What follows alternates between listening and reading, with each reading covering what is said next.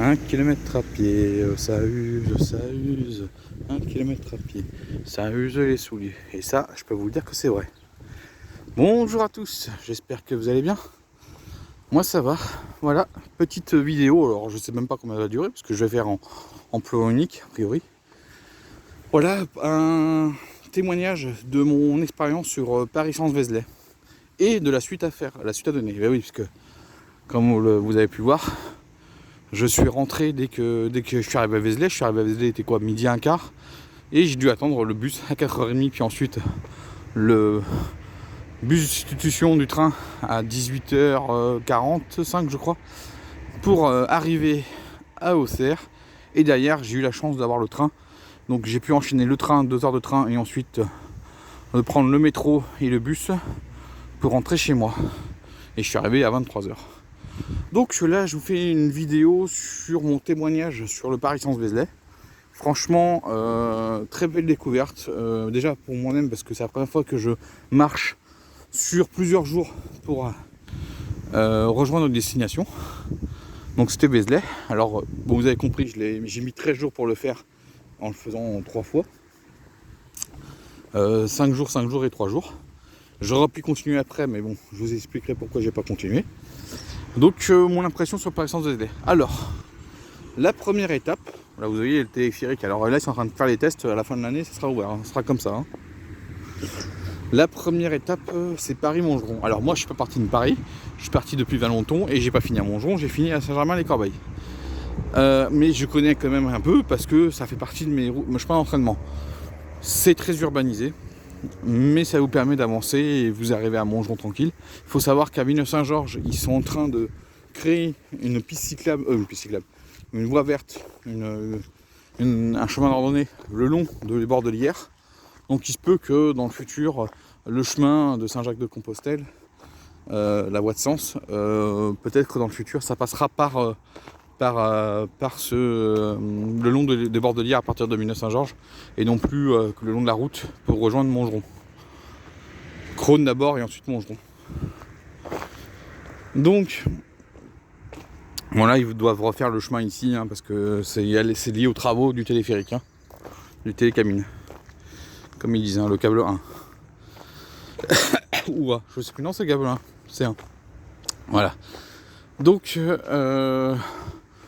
voilà, très urbanisé. Deuxième zone de visite que j'ai faite, c'est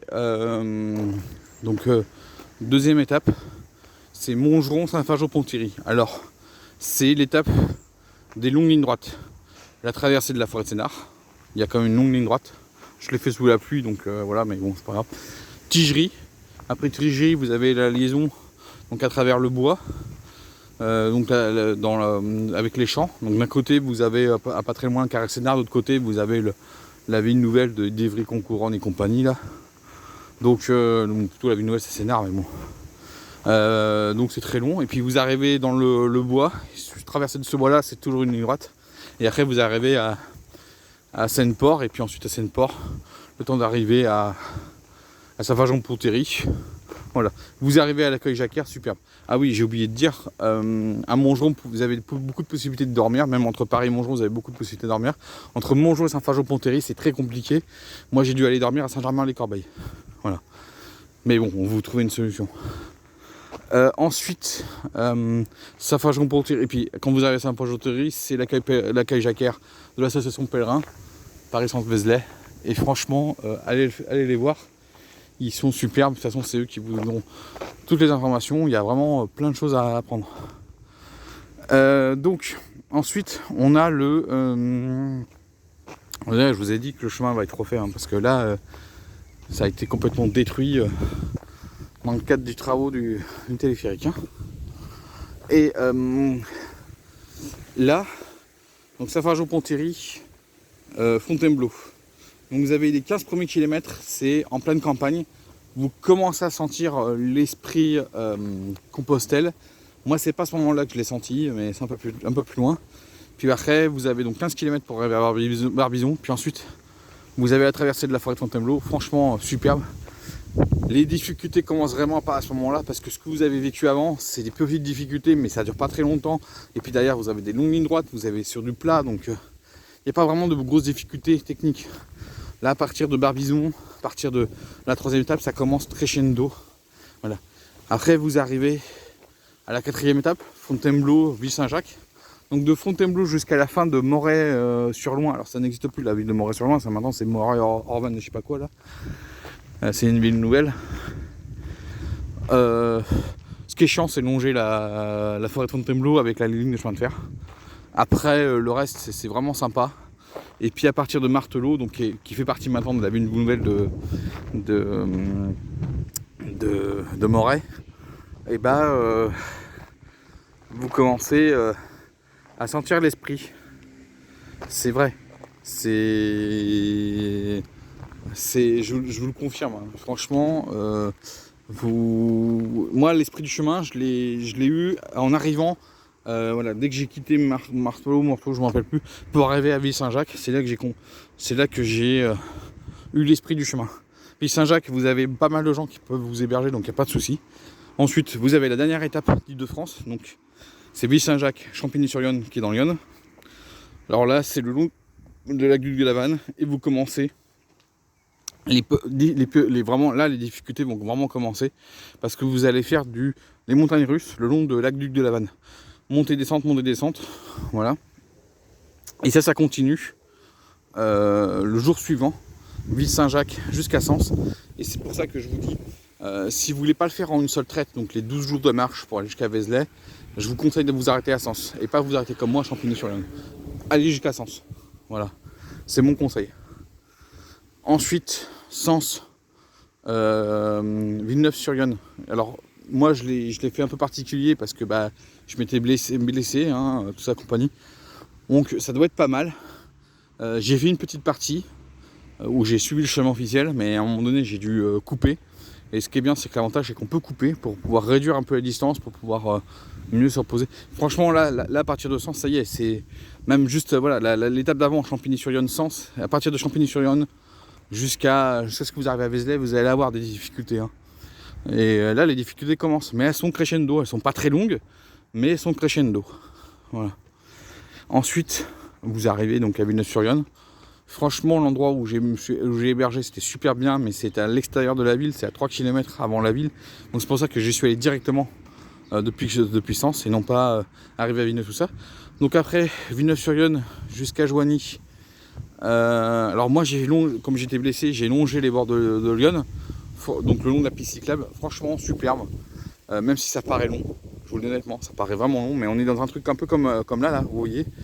Une largeur de voie à peu près comme ça, alors un peu plus courte, hein, parce qu'on est plus sur une piste cyclable, là c'est une voie verte, donc il y a les piétons et les vélos.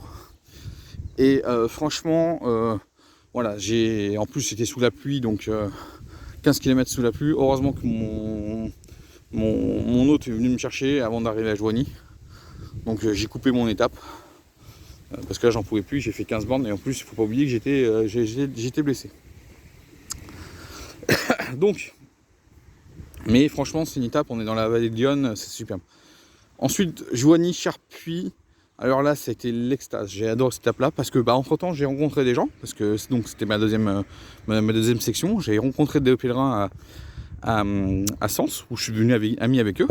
En ce moment même, ils sont à Limoges actuellement. Ils sont arrêtés à Limoges et ils vont reprendre bientôt à Limoges. Même au moment où je tourne la vidéo, ils ne sont pas encore partis. Mais au moment où vous la verrez, ils seront partis. Leur objectif cette année, c'est d'arriver à Saint-Jean-Pied-de-Port. Alors moi, Saint-Jean-Pied-de-Port, je suis pas avant 2029-2030, hein, je vous le dis honnêtement.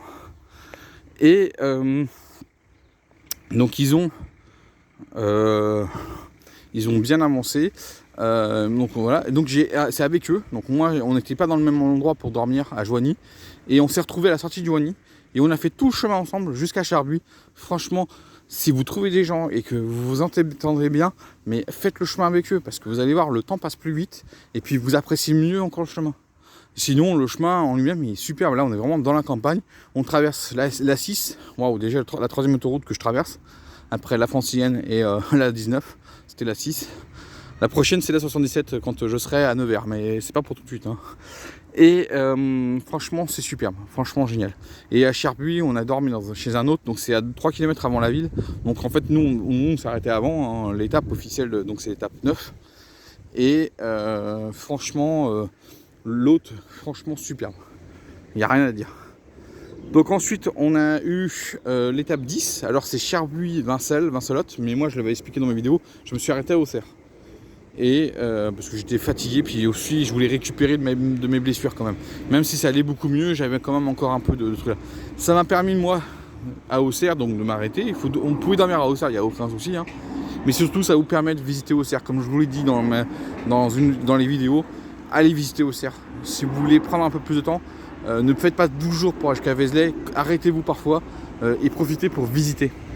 J'aurais pu dire la même chose avec Barbizon, avec Fontainebleau, avec Sens, mais franchement Auxerre, j'ai vraiment aimé la visite du centre-ville d'Auxerre, c'était vraiment superbe. Donc voilà, Cherbuis-Auxerre, franchement, on est dans les champs, puis après vous avez la montée finale dans Saint-Georges avant d'arriver, et vous arrivez sur les hauteurs d'Auxerre, et puis vous arrivez à Auxerre, c'est un truc de fou, c'est quelque chose. Donc voilà. Donc Auxerre, franchement, rien à dire, c'est super ville. Et puis après, ce que j'ai fait cette année, dont Auxerre, franchement, bon, voilà, j'ai quitté Auxerre tranquille.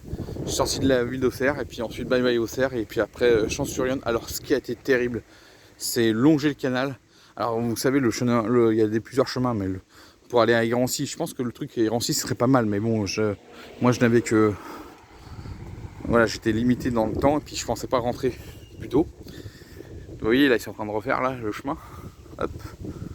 Voilà, vous avez pu voir les deux stations, elles sont proches, hein, mais ça permet d'irriguer deux quartiers complètement différents. Donc, comme je le disais, le long de Lyon, c'est vachement bien, mais avec alors moi ça va, je l'ai fait sous ça. Mais le 11e jour le 12e jour pour moi, qui correspond au 11e jour, sur le chemin, donc alors c'est pas Vincelotte, moi je me suis arrêté à Cravant, donc je suis allé un peu plus loin et j'ai fait Cravant-Lac-Sauvin. Là franchement voilà, vous êtes dans les chemins, vous êtes moi j'ai été à travers champs, à travers vignes, franchement à travers bois, c'était superbe, franchement il n'y a rien à dire de plus. Franchement j'ai adoré cette étape là.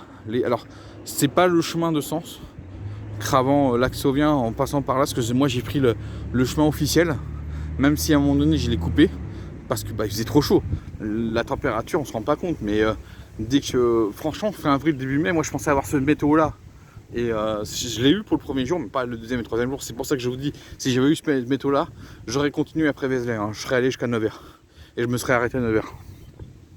J'aurais pas continué après parce que, comme je vous l'ai dit, mais je vous explique, je vous l'ai déjà dit, j'ai des trucs personnels et il fallait que je rentre. Voilà, j'avais une obligation personnelle, il fallait absolument que je rentre. J'aurais pu, je pense, aller jusqu'à Nevers, mais quoi qu'il arrive, il fallait que je rentre. Donc là, c'était vraiment superbe. Et voilà, j'ai pas d'autre à dire. Et alors donc Lac-Sauvien, franchement l'autre super, l'accueil superbe, c'est vraiment à faire. Le chemin, même si vous raccourcissez le chemin, magnifique. Vous êtes vraiment dans la campagne, dans ce qu'on appelle la diagonale du vide, franchement superbe. Et puis enfin le final, Lac-Sauvien, Vézelay, vous avez 4 km et demi où vous êtes entre champs, forêt, toute sa compagnie, et au bout de 4 km et demi, qu'est-ce que vous voyez au bout? La basilique Notre-Dame de Vézelay. Magnifique. Même si vous restez même pas 8 bornes, vous voyez la basilique et vous êtes content. Vous êtes content parce que vous savez que vous allez arriver. Vous êtes content parce que vous avez votre objectif qui est en face de vous. Puis après, vous avez bien sûr 8 km encore, donc bien 2h30 de marche, hein, je vous le dis honnêtement. Hein. Vous la voyez, mais vous savez qu'il vous reste 2h30 de marche encore, voire 3, suivant le temps que vous mettez. Et franchement, là, et puis vous arrivez à Vézelay, c'était génial. En plus, je suis arrivé le mardi, et il y a la messe le mardi midi, et avec les chants. Alors j'ai pas pu assister à toute la messe parce que moi en fait j'étais un peu, non pas dans le mode panique, mais un peu, c'est qu'est-ce que je fais après. Et c'est là que j'ai pris ma décision de m'arrêter à Vézelay et de reprendre à Vézelay. Donc le Paris-Sens-Vézelay, c'est vraiment crescendo, ça monte crescendo au niveau des difficultés. Au niveau au niveau ravitaillement, il faut vraiment trouver où il faut se ravitailler en eau, se ravitailler en nourriture. Les hébergements, en fait, il y en a tout le long, sauf à quelques secteurs. Mais vous pouvez facilement trouver des hébergements, si vous le voulez. Et puis, tiens, il y a le TGV à côté. Et non, franchement, c'est Paris-Sens-Vézelay, pour moi, c'était une découverte et vraiment, voilà. Ça me donne encore l'envie de continuer, donc je vais continuer. Donc je suis en train de regarder pour repartir fin octobre, début novembre sur le chemin de Compostelle. J'essaie d'adapter aussi les distances de parcours parce que les hébergements sont pas tous ouverts en octobre-novembre. Hein. Certains ferment même déjà dès fin septembre. Donc je dois tout m'organiser. J'ai vu à peu près ce que je pouvais faire. Si tout se passe bien, je vais arriver le samedi. Dès la sortie de la gare, je vais aller à pied jusqu'à Vézelay. Donc je vais refaire la montée de Vézelay, ce que je voulais pas faire, mais bon, c'est pas grave, je vais le refaire à pied. Et puis ensuite, je vais avoir 17 km, je pense. Dès que je vais quitter Vézelay, 17 autres kilomètres pour aller jusqu'à Corbigny. Et puis ensuite, Corbigny, Primerie, je vais le faire en 2 jours. Donc 20 km le premier jour et j'ai un endroit pour dormir. J'ai vu où je pouvais dormir. Et 18 ou 19 km le deuxième jour. Et puis après, on fera l'étape 3 et l'étape 4 officielle pour arriver jusqu'à Nevers. Parce qu'ils disent que pour les 100 bornes, pour faire Vézelay-Nevers, il y a 4 jours de marche. Mais en fait, non, il faut arrêter de délirer. Il y a au moins 5 voire 6 jours de marche, suivant comment vous vous organisez. Donc voilà, donc je ferai ça. Donc l'objectif pour moi, ça serait à la fin de l'année, c'est que j'arrive à avoir une semaine de congé pour pouvoir faire Vézelay-Nevers et avec n'importe quelle condition météorologique. Parce que là, je m'arrêterai pas même s'il pleut. Hein. Là, je veux marcher. Voilà, l'esprit du chemin est venu en moi et maintenant je veux marcher. Je veux aller jusqu'à Saint-Jacques-de-Compostelle, même si ça va me prendre du temps. Je pensais aller. Déjà au début, je vous avais dit 2033. Après, peut-être que j'avais annoncé l'année 2031. Là, ça va peut-être être 2032. Sauf si je suis un peu comme là, c'est-à-dire peut-être partir 15 jours au printemps et 15 jours à l'automne. Et comme ça, j'avance en faisant 2 sections de 10-15 jours de marche, suivant les distances que je dois parcourir. Voilà, donc je sais pas encore, mais j'espère. Donc j'espère atteindre Nevers. Voilà, les amis. Donc c'était mon point de vue sur Paris-Sens-Vézelay. Franchement, c'est un super chemin, peu connu. Il n'y a pas grand monde. Franchement, moi j'ai rencontré, au tout pour tout, j'ai rencontré 3 pèlerins plus un pèlerin qui partait de Vézelay. J'avais des gens qui... Alors bien sûr, à partir d'Auxerre, il y a un peu plus de pèlerins parce que c'est là où on arrive à l'arrivée des Belges. Mais entre Paris et Auxerre, il n'y a vraiment personne. Alors moi j'ai eu, quand je suis parti la première fois, j'avais 2 pèlerins devant moi que j'ai jamais rattrapé parce qu'on s'est retrouvé avec un jour de décalage. Et après, bien sûr, quand je suis parti la deuxième fois depuis Champigny-sur-Yonne, j'ai rencontré 3 pèlerins qui sont devenus des amis. Donc voilà. Voilà. Maintenant, je vais me reposer. On se retrouve en septembre parce que je vais reprendre des marches je vais peut-être faire 4 jours de marche préparatoire avant de reprendre le chemin à la fin octobre ou début novembre. Donc voilà. Donc moi je vous souhaite bon camino à tous pour ceux qui le font sur 2025. Et on se retrouve bientôt. Moi je vous dis ciao, à la prochaine. 1 km à pied, ça use. 1 km à pied, ça use les souliers.